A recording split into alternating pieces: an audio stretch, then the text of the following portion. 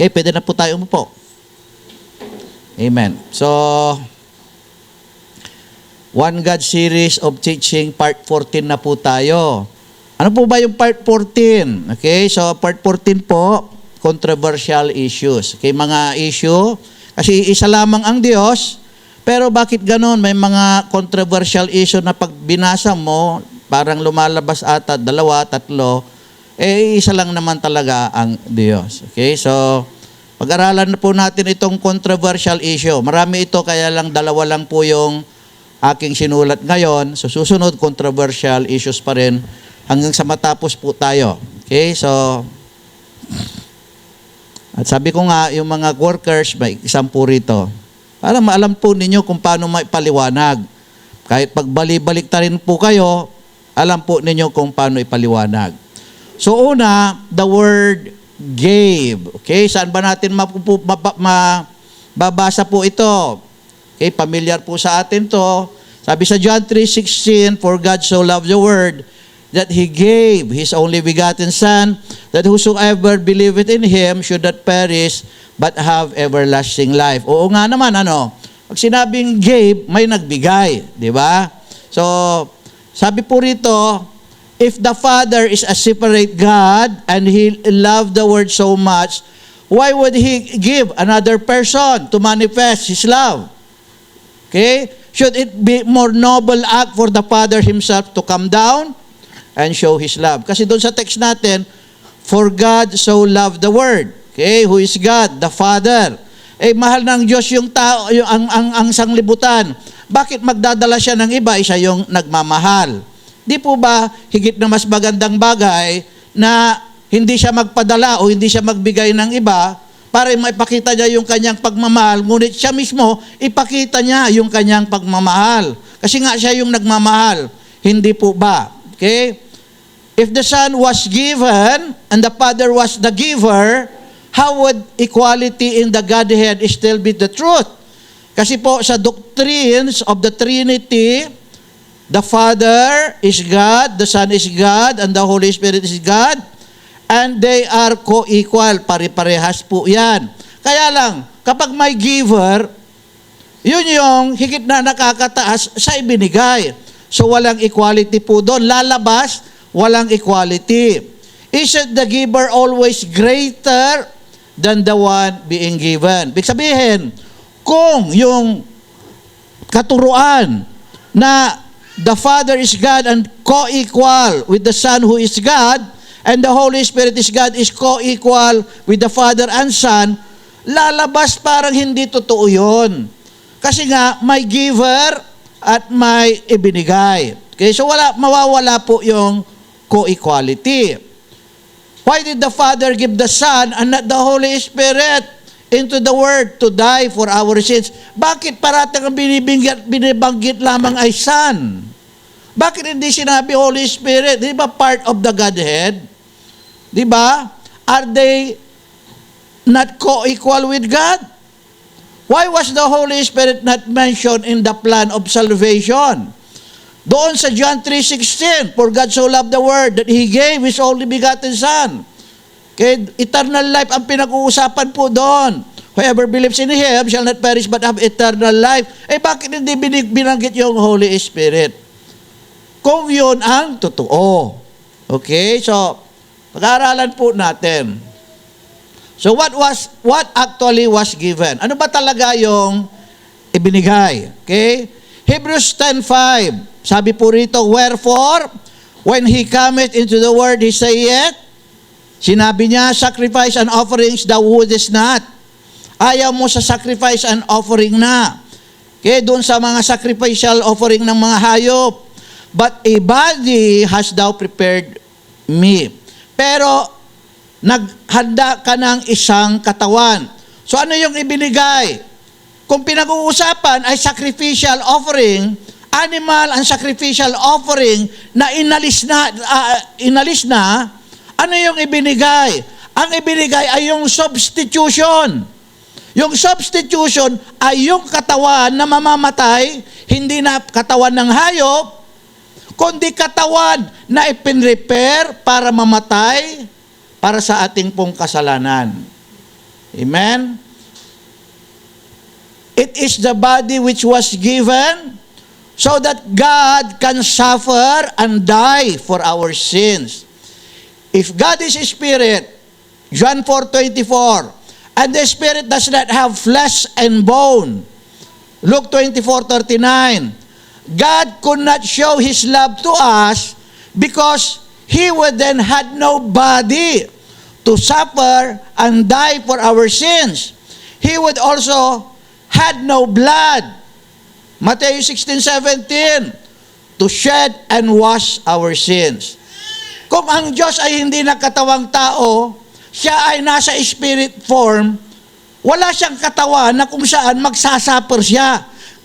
Wala siyang katawan na kung saan mamamatay yung katawan, kasi yung spirit ng Diyos, hindi po yun namamatay. Yung spirit ng Diyos, wala yung dugo. Wala yung katawan wala yung dugo na mabubuhos sa cross of Calvary para malinisan tayo sa ating kasalanan.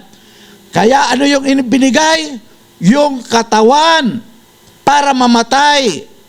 Because in the spirit form, God has no body and blood and bone. Okay? 1 John 3:1 and 5 makes it clear that the Father was the one manifested to show His love towards us.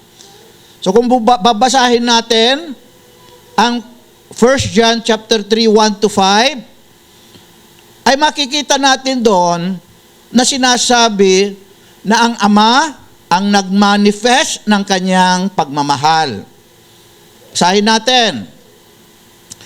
1 John 3:1, Behold, what manner of love the Father has bestowed upon us, that we should be called the sons of God. Therefore the world knoweth us not, because it knew Him not. Tignan natin na ang pagmamahal ng Ama na ibinigay sa atin. Anong pinag-uusapan? Pagmamahal ng Ama. Father, love, what manner the love of the Father. Yan ang pinag-uusapan na ibinigay sa atin. Lulungdag po tayo sa verse 5. Okay? 1 John 3:5. And you know that He was manifested to take away our sins, and in Him is no sins. Binanggit sa verse 1 yung Ama. Pagdating sa verse 5, you know that He, sino yung He? Di yung Ama, was manifested to take away our sins. Kasi ang Ama ay hindi nakikita kailanman. He is Spirit. He manifested to take away our sins. Nagpakita siya. Nagpakita siya sa laman. 1 John 3:16, and without controversy, great is the mystery of godliness.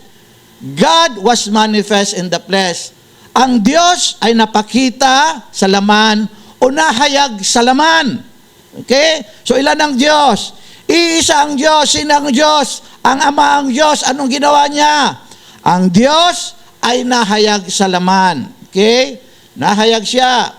Justified in the Spirit. Sin of angels. Nakita siya ng mga anghel. Preach unto the Gentiles. Believe on in the word. Receive up into glory. Okay? So yun po yun. Ano yung ibinigay? Ang katawan, ang laman. Okay? Para mamatay, para sa ating kasalanan. Why only begotten Son? Bakit tinawag siyang only begotten Son? The only begotten Son, or translated in International Version, unique Son, is because Jesus is the only one born by the Holy Spirit through a virgin birth. Okay? Siya lang kasi yung ipinanganak sa pamamagitan ng Holy Spirit sa isang birhen. Anong sinabi sa Luke 1:35? The angel answered her, the Holy Spirit will come over you. Will is future tense. And the power of the Most High will surround you. Okay, future tense pa rin. Therefore, conclusion, the child will be holy and will be called the Son of God. Kasi may therefore, yung mangyayari na kung saan yung Holy Spirit ay lililim kay Maria at ang kapangyarihan ng Diyos ay mapapasa kanya. Dahil ang Holy Spirit ay Diyos, sa makatuwid, yung ipanganganak na bata ay tatawaging Son of God. Ibig sabihin, ang Son of God ay resulta ng virgin birth. Ibig sabihin, wala nang ipinanganak na iba pa sa pamamagitan ng Holy Spirit sa isang birhen. May kilala pa ba kayo? Kaya only begotten. Kaya unique son. Siya lamang. Kaya tinawag siyang only begotten. Okay? Jesus actually gave himself on his own accord. So may Biblia na kung saan sinasabi, ibinigay talaga ni Jesus Christ yung sarili niya. Ibig sabihin, hindi siya ibinigay, kundi siya mismo yung nagbigay ng kanyang sarili. John 10:18, no man take it from me, but I lay down of myself. Okay? I have the power to lay it down. May power siya para ibigay, and I have the power to take it again. Yung kanyang buhay, ang kanyang tinutukoy. This commandment have I received of my Father. Okay? So may Father. So, bilang tao, may tatay siya. Pero bilang Diyos, pag nagsasalita siya bilang Diyos, siya daw po yung nagbigay sa kanyang sarili. Sino yung Son? Yung katawan, yung Son. Yun yung virgin birth by the Holy Spirit. Saan nagkakaiba? Sa role at saka sa nature. God, okay, is the Father is a Spirit and He is everlasting. Iba yung kanyang role. He cannot be seen. Amen? Pero yung anak, may different role and different nature. Kaya nga, nung nagkatawang tao siya, siya ay umiyak, siya ay kumain, siya ay uminom, siya ay nanalangin. Kasi nga, iba ang role ng pagkakatawang tao po ng Diyos. The word sent, pinadala. John 3:17, for God sent not His Son into the world to condemn the world, but the world through Him might be saved. Ano ba itong meaning po ng sent? Ipinadala. Pinadala. Okay? So ito ba ay nandun yung Ama sa langit, tapos ipinadala dun sa mundo? Unawain po natin. Again, if Jesus was sent as a separate person in the Godhead, the doctrine of the Trinity of co-equality is not again true. Because the sender is always greater than the one being sent. So hindi mo pwedeng gamitin yan pag ikaw ay Trinitarian. Okay, walang co-equality. Amen? Okay. The word sent here, however, indicates the appointed one to accomplish God's purpose, just like John the Baptist, who was sent from God, but John never pre-existed his birth. Basahin natin. John 1:6, there was a man sent from God whose name was John. So si John the Baptist, tinawag na a man sent from God, pero si John hindi nag-pre-exist doon in his spirit form. Hindi siya nag-pre-exist before his birth. So, ang meaning ng sent na sinugo sa wikang Tagalog ay, okay, Jesus ay in a point to accomplish one's purpose. Halimbawa, o di ba may dito sa Pilipinas, sinugo daw siya, sugo, pero hindi naman siya nag-pre-exist, kundi sinasabi lang niya na siya'y in a point para i-accomplish ang isang purpose. But Jesus, in a sense, was also sent as a Word of God. And when the Word of God came, He came in human form. Okay? So si Jesus talaga ay ipinadala as a Word of God. Isaiah 55, verse 11, so shall my word be that goeth forth out of my mouth. So yung salita daw po ng Diyos na lumalabas sa kanyang bibig, it shall not return unto me void. Okay? It shall accomplish that which I please, and it shall prosper in the thing whereto I sent it. So, pwedeng ipadala ng Diyos yung kanyang salita. At yung salita ng Diyos at siya ay iisa, kaya gaya ko, yung salita ko ay hindi hiwalay sa akin. Sabi ng John 1:1, in the beginning was the Word, and the Word was with God, and the Word was God. Ang salita ng Diyos ay Diyos. Ang salita ay Diyos. John 1:14, ipinadala yung salita, and the Word was made flesh and dwelt among us, and we beheld His glory, the glory as of the only begotten of the Father, full of grace and truth. Ipinadala. Pinadala naman talaga. Ngunit nung dumating yung pinadala, ito ay sa anyong tao. Nagkatawang tao yung salita. How the Son of God was sent. Paano naman ipinadala yung Son of God? Paano ba siya pinadala? Ayon sa Biblia. Galatians 4:4. But when the fullness of the time was come, God sent forth His Son, made of a woman, made under the law. Okay, tingnan nyo mabuti. Gamitin nyo ng microscope. Tingnan nyo mabuti at pag-aralan. Pag sinabing, okay, pinadala siya. May fullness of the time. Not from eternity past. Fullness of the time. Okay? Yung po ibig sabihin dyan namang makukuha mo sa verse na dyan. The Son came at the fullness of time, not in eternity past. Okay? Kaya nga, the Word made flesh, my beginning. God manifested in the flesh, my beginning. Okay? Today, you are going to be my son. Today is a beginning. My fullness of time. Okay? So, may specific time. The Son was sent of a woman not begotten. Ayan, no? Nakasulat.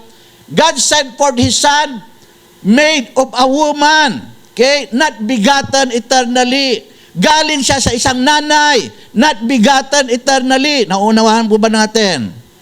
Amen. Number 3. The Son was sent under the law, not before the law. Okay? Under the law, not before the law. However, the Bible never teaches us that the Son came apart from the Father. On the contrary, the Son is the flesh in whom the Godhead dwells. Colossians 2:9. Kasi nga, katawan siya. Okay?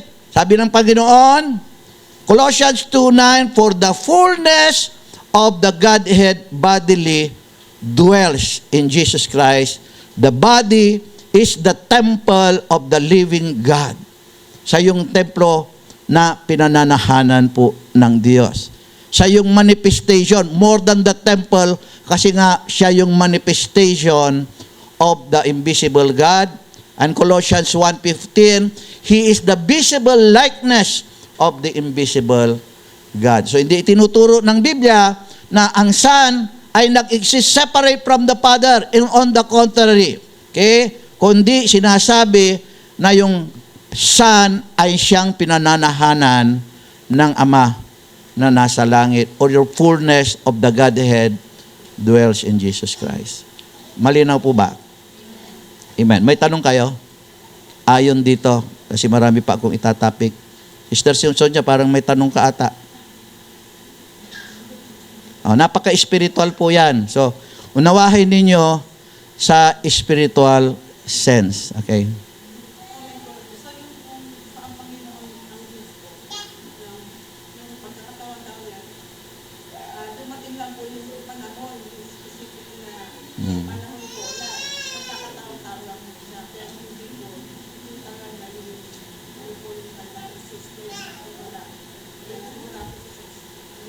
Nakalimutan nyo na yung pinag-aralan natin, yung man at saka divine.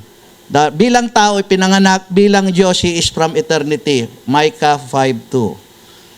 But you, Bethlehem Ephratah, will come forth from the tribe of Judah. Okay? Iba panganak sa Bethlehem. Okay? Whose going forth ang kanyang pinagmulaan ay from everlasting. Yung everlasting, Diyos yun. Pero ipinanganak bilang tao. Nakuha ninyo. Wala na? Okay. Thank you. Tapos na po tayo.